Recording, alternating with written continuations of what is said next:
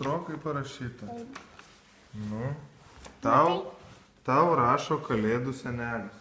Kaip tu laikaisi? Ar jau lauki Kalėdų? Laukiu. Jau labai greitai žemė pasidengs balta skara ir namuose įsižiebs Kalėdų eglutė. Mūsų dirbtuvėse tikras darbymetis. Plušam iš visų jėgų.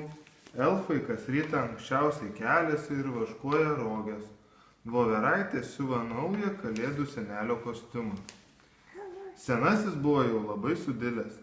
Elniai Šokulusis, Kometa ir Pikčiurna labai nekantrus kasdien manęs vis klausia, kada jau bus Kalėdos. Mes labai norime aplankyti mažuosius vaikučius. Juos reikia raminti jau greit ir išsiųsti kartu su kitais elniais repetuoti kalėdinės daineles. Elnės Rudolfas Raudonasis buvo susirgęs, jį kamavo didžiulė sloga ir skaudėjo gerklę. Buvome labai sunerimę, jis elnių vadas ir turi bėgti kinkinę priekyje, tačiau davėme Rudolfui šilto pieno, medaus ir jis kaip mat pasveiko. Šiandien nusirišo didžiulį raudoną šaliką nuo gerklės ir išbėgo į kiemą žaisti kartu su kitais elniukais.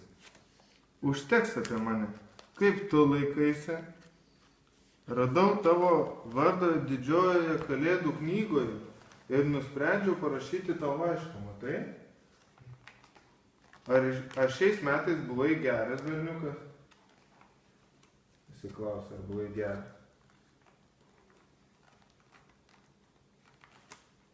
Truputį buvai geras, taip? Ar padarai daug gerų darbelių? Padarai? Taip. Ir žinoma, man labai smalsu, ką norėtum dovanų.